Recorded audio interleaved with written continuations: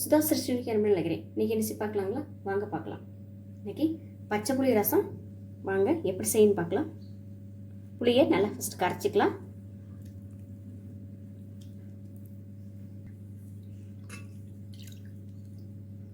இதை வடிகட்டி எடுத்துக்கலாங்க.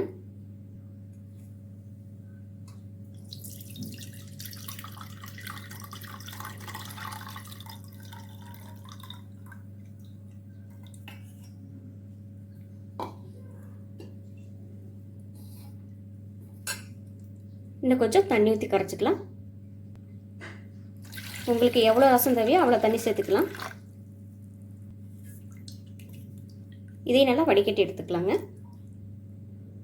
புளியை நல்லா கரைச்சி வடிகட்டி எடுத்துட்டோம். இதில் கொஞ்சம் சின்ன வெங்காயம் கட் பண்ணது, இதில் சின்ன வெங்காயம் தாங்க சேர்க்கணும். அப்போ தான் டேஸ்ட்டாக இருக்கும் ரசம். பெரிய வெங்காயம் சேர்க்கக்கூடாது. கல்லுப்பு கொஞ்சம், பச்சை மிளகாய் ஒரு பச்சை மிளகாய், மிளகு சீரகம் இடிக்கிற கல்லில் சேர்த்துருக்குறேங்க. இதில் 4 பல்லு பூண்டு, இதை நல்லா இடித்து சேர்த்துக்கலாம்.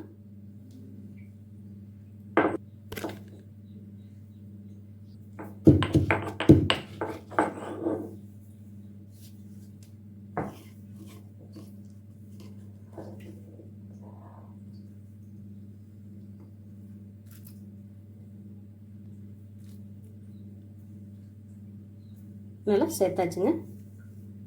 எல்லாத்தையும் நல்லா கையால் பிசைஞ்சு விட்டுக்கலாம்.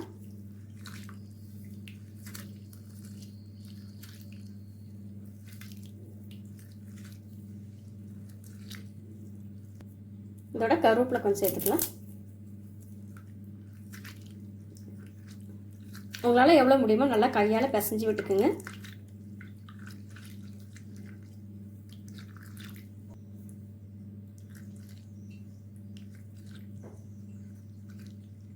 இதில் மஞ்சத்தூள் சேர்க்க தேவையில்ல.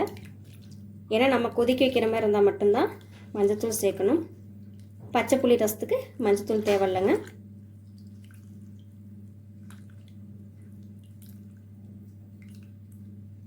பச்சை புளி ரசத்துக்கு மஞ்சத்தூள் தேவையில்லைங்க. உப்பு காரம் புளிப்பெல்லாம் கரெக்டாக இருக்குங்க. ஒரு சின்னதாக வெள்ளைக்கட்டி சேர்த்துக்கலாம். ஏன்னா அந்த பச்சை புளிக்கு டேஸ்ட்டுக்கும் இந்த இனிப்புக்கும் நல்லா இருக்குங்க. கொஞ்சம் மல்லித்தலை சேர்த்துக்கலாம்.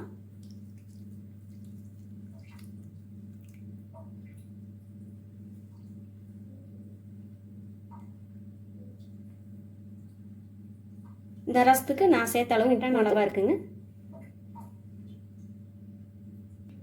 சூடான சாதத்தோட இந்த ரசம் சாப்பிடும்போது நல்ல டேஸ்ட்டாக இருக்குங்க. நீங்களும் செஞ்சு பார்த்துட்டு எப்படின்னு சொல்லுங்கள். சுதா சிருஷ்டி சமையல் பார்த்ததுக்கு ரொம்ப நன்றிங்க.